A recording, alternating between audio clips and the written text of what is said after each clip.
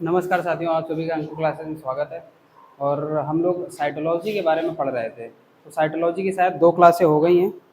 आज तीसरी क्लास है साइटोलॉजी की, और हमने साइटोलॉजी में अभी तक पढ़ा है कि हमने साइंटिस्ट, और इसके बाद में साइटोलॉजी के प्रकार, और इसके बाद में सेल डिवीज़न। इसके बाद हम कुछ अंतर लिखवा रहे थे, डिफरेंस बिटवीन यूकैरियोटिक और प्रोकैरियोटिक। तो उसके आगे पढ़ते हैं आज।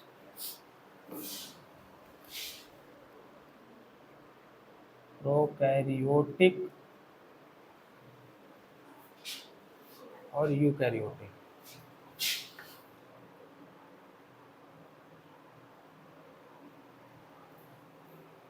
तो हमने आप लोगों को लास्ट में बताया था कि प्रोकैरियोटिक क्या होते हैं, या प्रोकैरियोटिक के अंतर्गत कैसे कैसे हमको पढ़ना है। प्रोकैरियोटिक के अंदर बैक्टीरिया को रखते हैं, इसके बाद में प्रोकैरियोटिक में सेल वॉल पाई जाती है इस तरीके से। और फिर हमने बोला था, इसमें एक दो और एग्जांपल बताए थे जिसमें सेल वॉल एब्सेंट थी, माइकोप्लाज्मा, जिसका नाम हम लोग पीपीएलओ बोलते थे। तो अब बात करते हैं इसके आगे का। देखो पॉइंट क्या होता है। पहला पॉइंट ये आता है जेनेटिक मटेरियल। इस प्रोकैरियोटिक के अंतर्गत इनका जेनेटिक मटेरियल क्या होता है। जेनेटिक मटीरियल मतलब कि आनुवांशिक पदार्थ। आनुवांशिक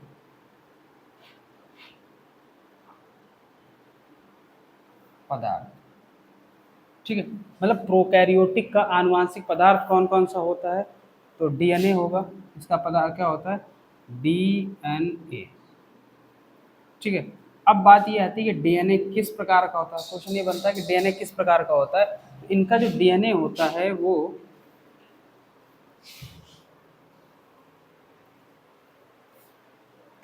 सिलिंड्रिकल होता है।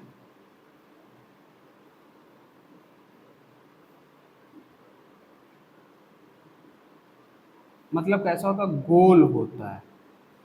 मतलब कि प्रोकैरियोटिक जो कोशिका होती है उसके अंदर जो आनुवांशिक पदार्थ होता है, आनुवांशिक पदार्थ कौन है, डीएनए, तो कैसा होता है, सिलिंड्रिकल होता है, मतलब गोल होता है। अब इसी डीएनए का नाम दिया जाता है न्यूक्लियाइड। न्यूक्लियोइड,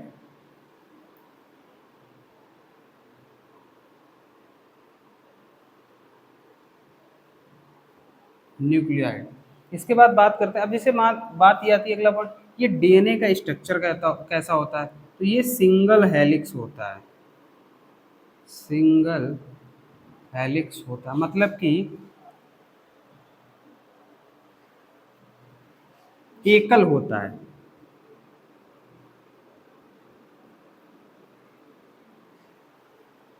इसका स्ट्रक्चर मान लो एकल, ऐसे मान लो, इसको ऐसे कर बोल सकते हैं, मान लो ये है, ठीक है।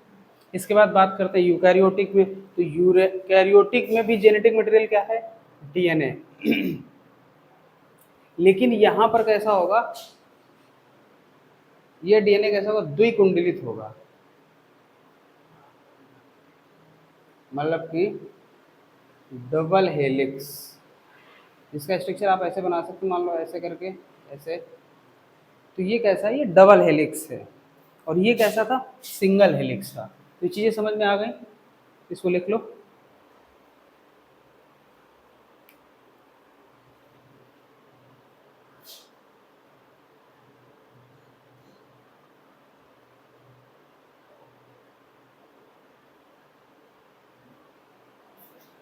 चीज़ें देखो, या प्रोकैरियोटिक जेनेटिक मटेरियल इसमें क्या है। तो प्रोकैरियोटिक कोशिकाओं में या प्रोकैरियोटिक कोशिकाओं में आनुवांशिक पदार्थ कौन होता है, तो डीएनए। इसका डीएनए कैसा होता है, सिलिंड्रिकल होता है, गोल होता है, और ये सिंगल हेलिक्स होता है, मतलब एकल होता है। उसी तरीके से बात करते हैं डीएनए की, तो डीएनए कैसा होता है, द्विकुंडलित होता है। द्विकुंडलित होता है और डबल हेलिक्स होता है, ठीक है। इसके बाद बात आती है इसका अगला पॉइंट, राइबोसोम। राइबोसोम 70S प्रकार का होता है। 70S प्रकार का होता है, ठीक है। और तो इसकी तरफ बात करते हैं, इसको हिंदी में लिख लें। राइबोसोम, तो आप लोग क्या बताओगे, 70S प्रकार का होता है। अगर आपसे पूछता है कि प्रोकैरियोटिक कोशिकाओं में राइबोसोम किस प्रकार का होता है, तो 70S प्रकार का होता है। और यही यूकैरियोटिक में राइबोसोम राइबोसोम एटीएस प्रकार का होता है।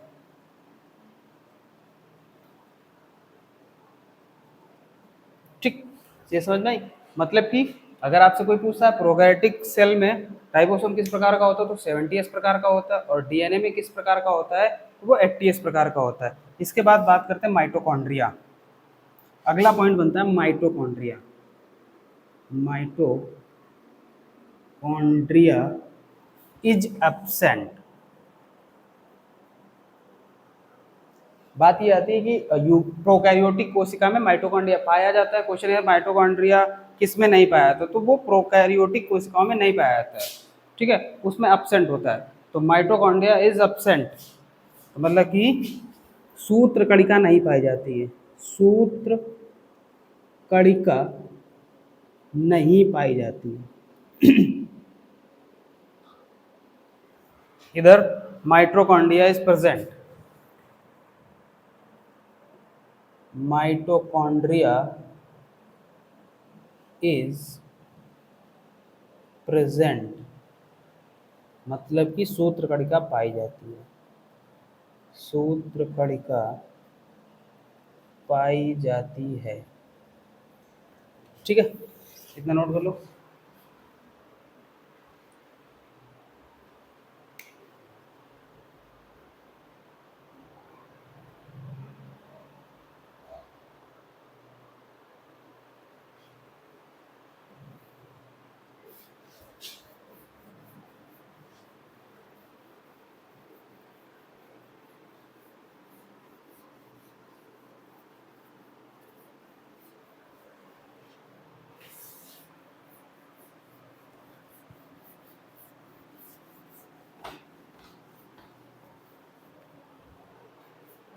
अगला पॉइंट बनेगा Golgi bodies. Golgi bodies absent होती है,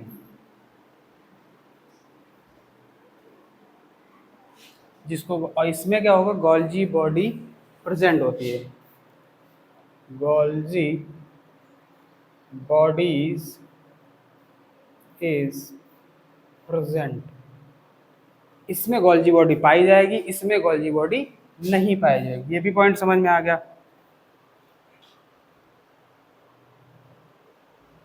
अगर इसको हिंदी में लिख लो, गोल्जी काय, गोल्जी काय।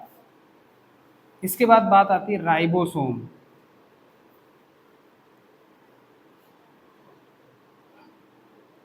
राइबोसोम ना लिख करके लाइसोसोम लिखो, लाइसोसोम इज एब्सेंट। तो इधर क्या हो जाएगा, इधर प्रेजेंट हो जाएगा, इधर लाइसोसोम क्या हो जाएगा, प्रेजेंट हो जाएगा। अगला पॉइंट हमारा बनेगा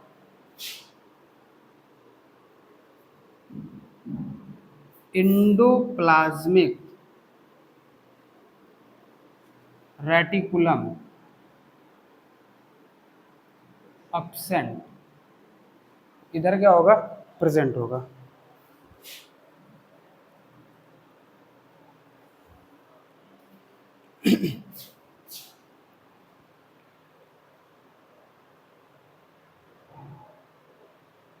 अब एक नोट लगाओ, नोट लगा करके आप लोगों ने नाम सुना होगा प्लाज्मिड का,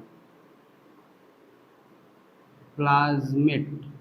ये प्लाज्मिड होता क्या चीज़ है, और ये किस में पाया जाता है? ये बैक्टीरियल सेल में प्रेजेंट होता है। किस में प्रेजेंट होता है, बैक्टीरियल सेल में क्या होता है, प्रेजेंट होता है। किसमें प्रेजेंट है, बैक्टीरियल सेल में। ये नोट लगा के लिखना है, क्योंकि ये एक्स्ट्रा पूछ लेता है कि बैक्टीरियल प्लाज्मिड क्या होता है। तो प्लाज्मिड क्या है, बैक्टीरियल सेल में ये प्रेजेंट होता है।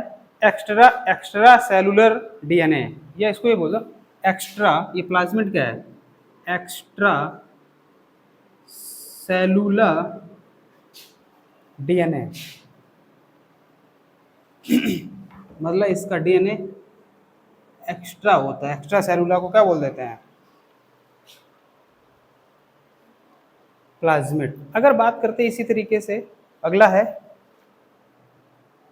Bacterial cell. मतलब अगर हम यहाँ पर कोई एक सेल, बैक्टीरिया का कोई एक स्ट्रक्चर बना दें ऐसे करके, मान लो आप लोगों ने देखा होगा इस तरीके से, और यहाँ पर आप इसको जब आप गूगल पे देखोगे, एनसीईआरटी में मिलेगा आपको, ये दो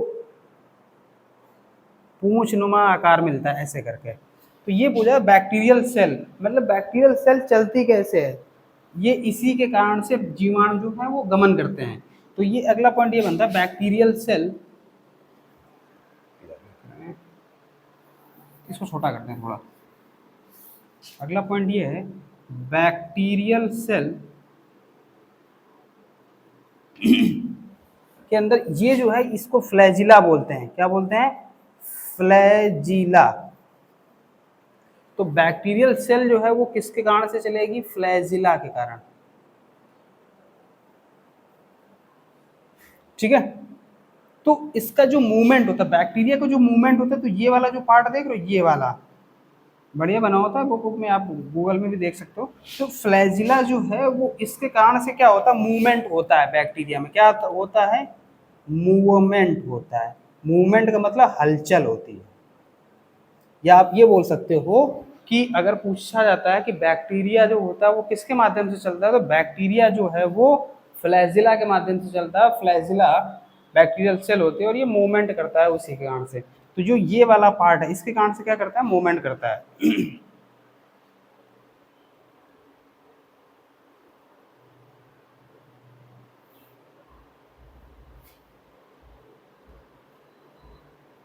ठीक है, इतना नोट कर लो, फिर आगे बताओ।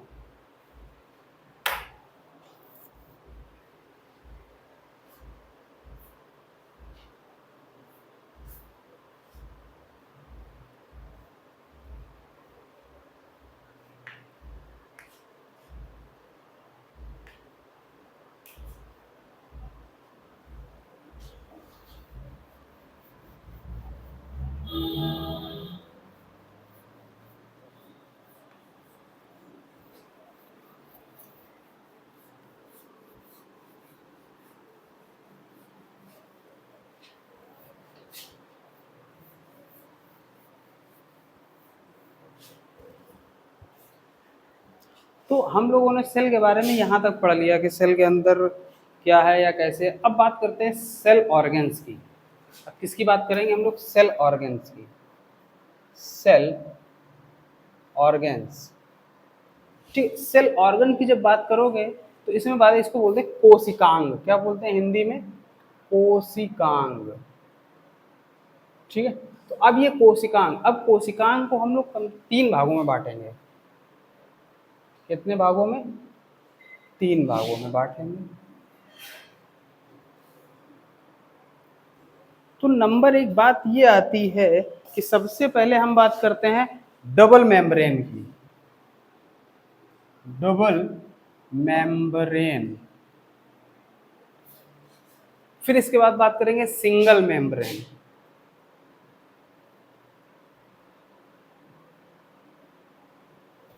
फिर इसके बाद बात करेंगे जिसमें मेम्ब्रेन नहीं होते, या मेम्ब्रेन एब्सेंट। Membrane absent. ठीक है, ये समझे। तो हमने इसको सेल ऑर्गन्स को कितना भागों में बांटा? 3 भागों में बांटा। नंबर 1 हमारे पास डबल मेम्ब्रेन, मतलब दोहरीय झिल्ली। इसको क्या बोलोगे? दोहरीय झिल्ली। ठीक है, ये कैसी होगी? ये एकल झिल्ली होगी। और ये झिल्ली रहित बोल सकते हो इसको। ठीक है, तो अब समझते हैं कि दोहरी झिल्ली क्या होती है, एकल झिल्ली क्या होती है, और झिल्ली रहित क्या होता है।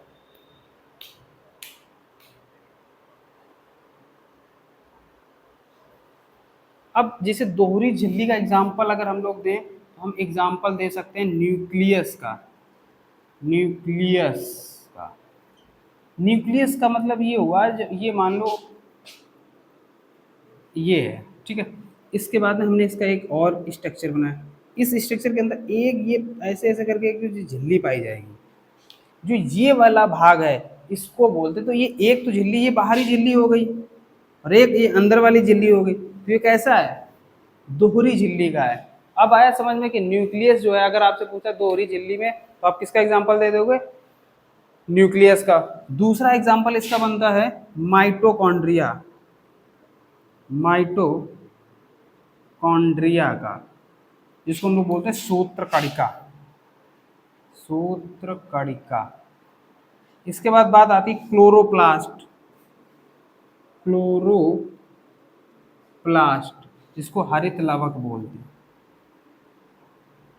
चीज समझ में आई, मतलब कि दोहरी झिल्ली के अंतर्गत हम किसको इसको रख रहे हैं, न्यूक्लियस को, माइटोकॉन्ड्रिया और क्लोरोप्लास्ट को। डायग्राम के माध्यम से हमने थोड़ा समझाने का प्रयास किया है कि डायग्राम के पार एक बाहरी झिल्ली होगी और उस न्यूक्लियस के पास एक और झिल्ली होगी, तो ऐसी झिल्लियों को या ऐसे उसको क्या बोलोगे, स्ट्रक्चर को, सेल ऑर्गन्स को क्या बोलोगे, ये सारे के सारे सेल के ऑर्गन्स हैं, चाहे वो न्यूक्लियस हो, माइटोकॉन्ड्रिया हो, चाहे क्लोरोप्लास्ट हो। ठीक है, तो ये चीज़ समझ में आई। अब इसका नोट कर लो, फिर आगे वो कर कराएं।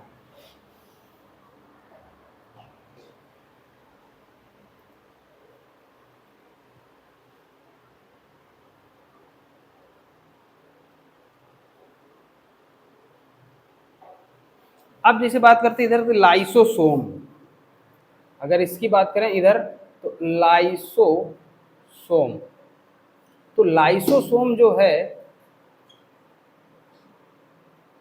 वो कैसा होता है, एकल झिल्ली का होता है। लाइसोसोम के अंदर एकल झिल्ली पाई जाती है। इसके बाद बात करते हैं अंतः प्रद्रवी जालिका, इंडोरेक्टम प्ला, अभी बताया था इंडोरेक्टुलम, तो अंतः प्रद्रवी जालिका, ये भी किसका पार्ट है, एकल झिल्ली का पार्ट है। इसके बाद बात करते हैं वेस्कुलर्स, वेस्कल्स बोलते हैं, वेस्कोल्स,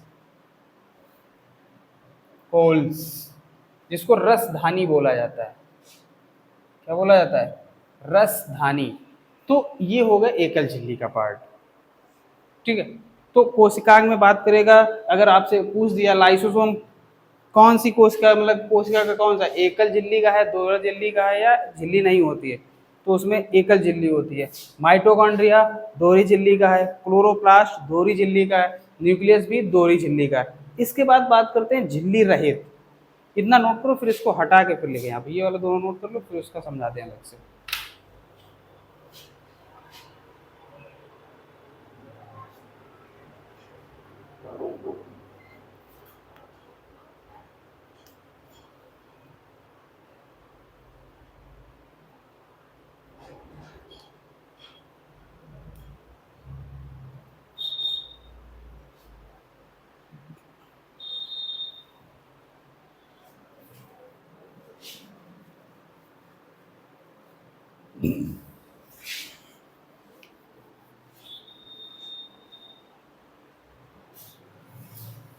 अब बात करते हैं मेम्ब्रेन अपसेंट, जिसमें जिसमें मेम्ब्रेन अपसेंट होती है। ठीक है, तो सबसे पहले नाम आता है राइबोसोम का, राइबोसोम, इसको हिंदी में लिखेंगे राइबोसोम।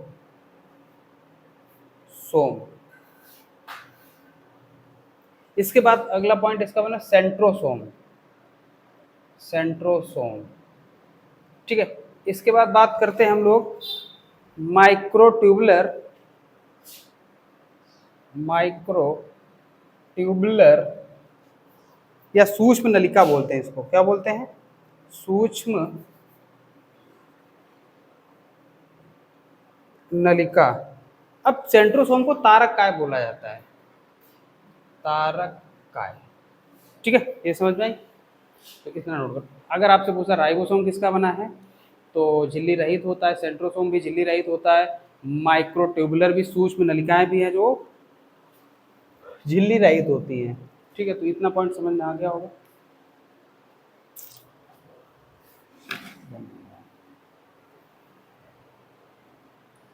इसको हटा दें, आगे समझते हैं फिर।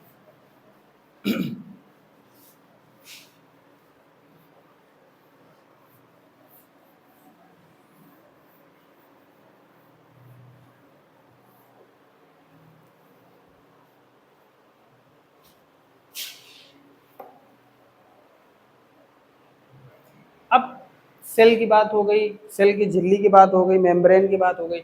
अब बात करते हैं कि कौन सी सेल पे कौन सी कवरिंग होती है। तो बात करते हैं सेल कवरिंग की, मतलब कि कोशिका का आवरण, कोशिका आवरण। तो मैंने आप लोगों को इसके पिछले वाले वीडियो में बताया था कि कौन सी सेल पे किसकी कवरिंग होती है और कौन सी सेल कैसे बनी होती है। ठीक है, हमने आपको समझाया था सेल कवरिंग के बारे में। तो बात करते हैं, एक हम मान लेते हैं सेल वॉल। सेल वॉल मैंने कुछ आपको कल बताया था, मतलब कल क्या पिछली वाली वीडियो में बताया था कि सेल वॉल। इसके बाद बात करते हैं सेल मेम्ब्रेन। फिर किसकी बात करेंगे? Cell membrane. ठीक है, मतलब चीज़ें समझनी होंगी। अब मैंने सेल वॉल के अंतर्गत आप लोगों को बताया था किसकी, मतलब कि कौन कौन सी कोशिकाओं में सेल वॉल पाई जाती है, कौन कौन सी कोशिकाओं में सेल वॉल नहीं पाई जाती है।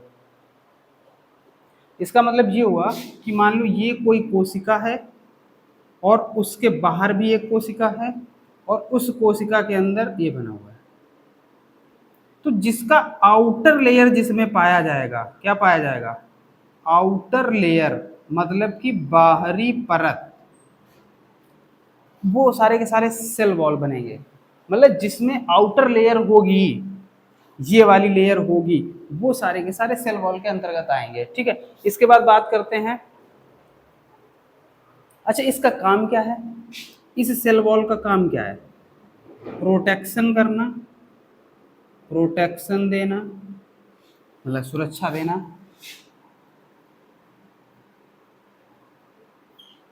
फिर अगला काम इसका क्या है? शेप बनाना कोशिका का, कोशिका का साइज डिपेंड करना।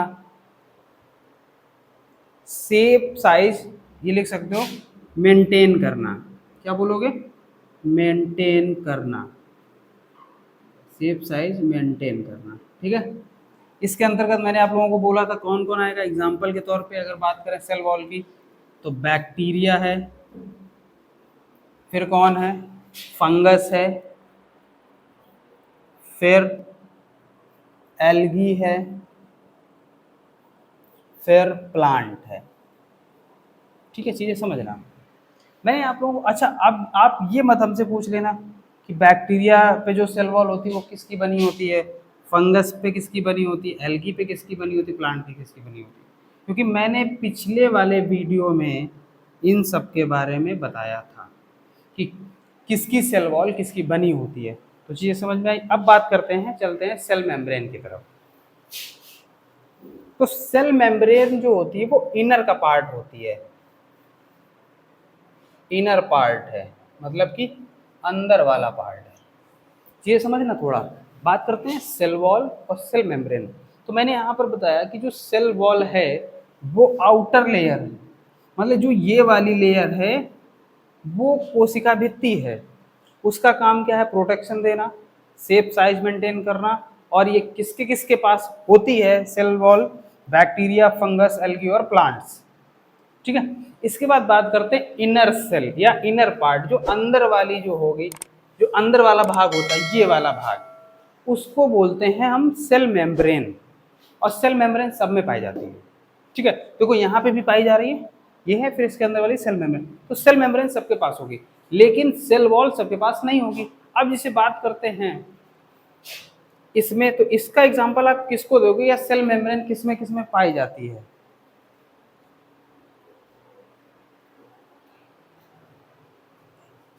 तो जितनी भी एनिमल सेल हैं, कौन सी सेल? एनिमल सेल, वो सारी की सारी क्या होंगी? उनमें सेल वॉल, उसमें क्या होगा? सेल वॉल कैसा होगा? एब्सेंट होगा। समझना चीजों को। सेल मेम्ब्रेन, एक बार फिर सुनो, सेल मेम्ब्रेन इनर पार्ट है, अंदर का पार्ट है। एनिमल सेल की कोई भी एनिमल, कुत्ता, बिल्ली, गाय, घोड़ा, बकरी, एवरीथिंग, जितने भी एनिमल हैं, यहाँ तक कि मनुष्य भी, उसके अंदर भी क्या पाई जाएगी? सेल मेम्ब्रेन, सेल वॉल कैसी होगी? एब्सेंट होगी। ठीक है, इसके बाद बात करते हैं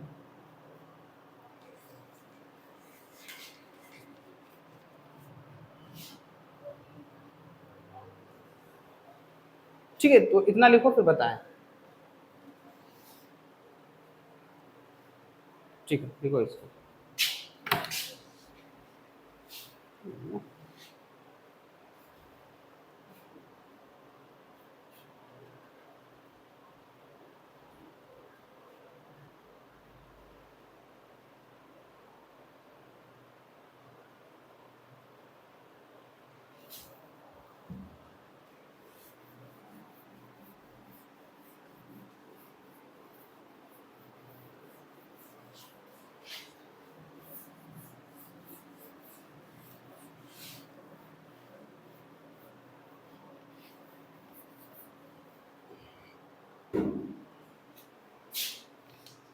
अब एक नोट लगाओ, तो आपको पता चल गया सेल वॉल कहाँ कहाँ होगी, बैक्टीरिया, फंगस, एल्गी और प्लांट्स में। एनिमल में सेल वॉल नहीं पाई जाएगी, वहां पर क्या होगा, सेल मेम्ब्रेन होगा। ठीक है, एक नोट लगाओ जरा। ठीक है, अब नोट लगाओ। नोट लगाने के बाद में पहला पॉइंट है, बैक्टीरिया की जो सेल वॉल होती है, बैक्टीरिया की जो सेल वॉल होती है, बैक्टीरिया सेल वॉल, ये जो है इसकी जो खोज है या इसके बारे में जो बताया था, या इसकी पहचान कैसे करते हैं। यहाँ पर खोज नहीं बोलोगे, ना ही बोलोगे कि बैक्टीरिया किसकी बनी होती है। यहाँ पर आपको ये पता करना कि कैसे पहचानोगे कि बैक्टीरिया की सेल है। बता सकते हो आप लोग? अगर आता हो तो कमेंट करके बताओ।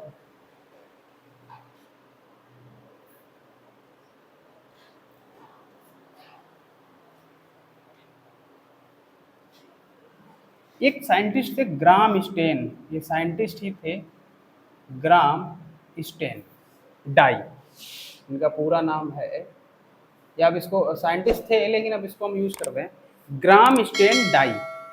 बैक्टीरिया सेल की पहचान कैसे करोगे, तो वो किससे करोगे, ग्राम स्टेन डाई। ये बहुत बार एग्जाम में पूछा गया है कि बैक्टीरिया की कोशिका की पहचान कैसे करते हैं, तो वो किससे करते हैं, ग्राम स्टेन डाई।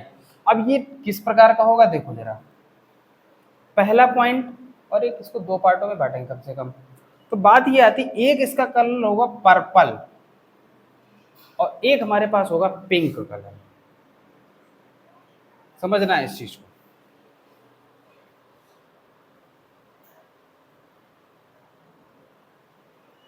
अगर वो पर्पल माने बैंगनी होता है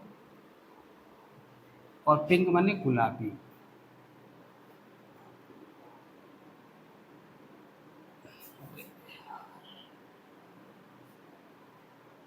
समझना इस चीज को।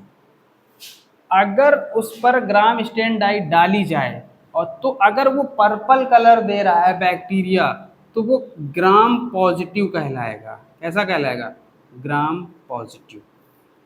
बहुत बार पूछा गया।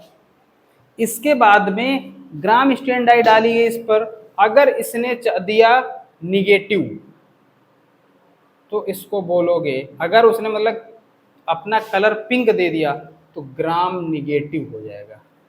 चीजें समझ में आई? मतलब कि बैक्टीरिया की जो सेल वॉल है उसको कैसे पहचानोगे, ग्राम स्टेन डाई के माध्यम से।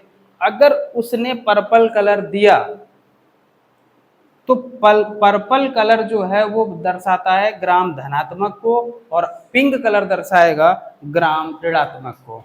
ठीक है, इतनी बात समझ में आई। अब बात ये आती है कि सेल की खोज किसने करी थी, सेल की खोज किसने की, नहीं सेल की खोज नहीं लिखो, सेल वॉल की खोज लिखो। सेल वॉल की खोज किसने की, सेल की खोज तो पता है, तो सेल वॉल की भी खोज किसने करी थी, तो सेल वॉल की भी खोज किसने करी थी, वो घुंघराले बाल वाले रॉबर्ट रॉबर्ट हुक ने करी थी। चीज समझ में आई? तो अगर पूछता है कि कोशिका भित्ति की खोज किसने करी थी, तब भी आप लोग किसका आंसर दोगे, रॉबर्ट हुक का।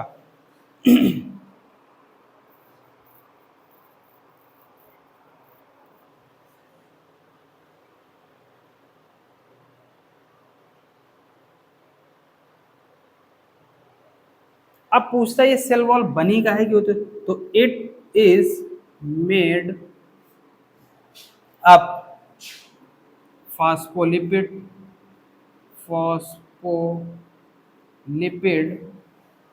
वसा आ गई, ठीक है।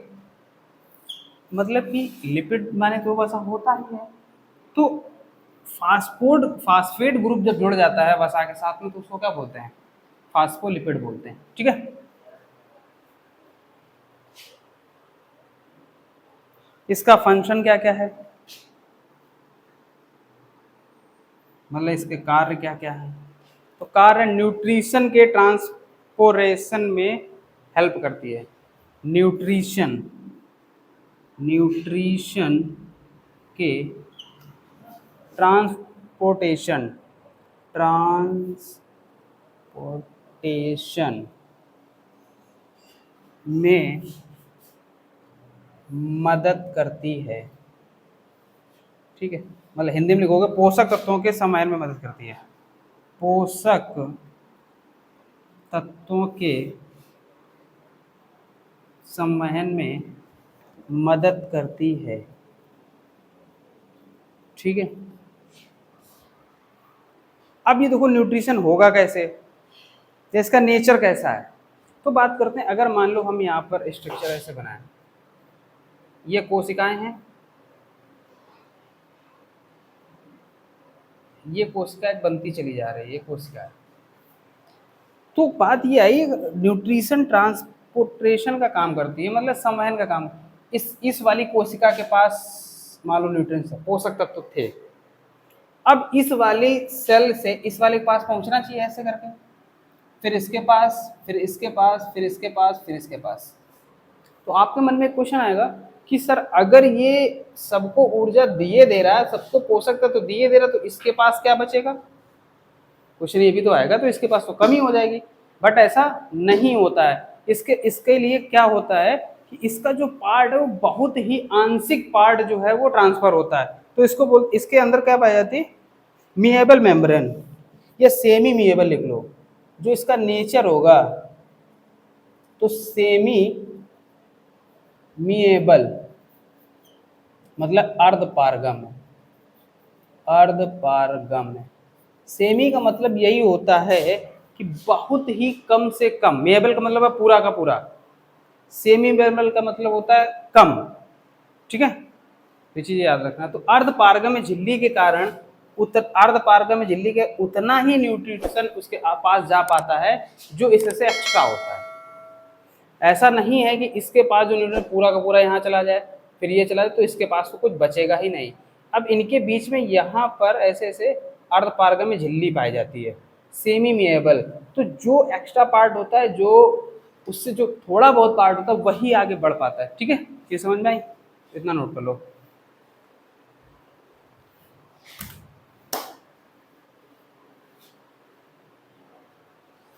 ठीक है, बंद।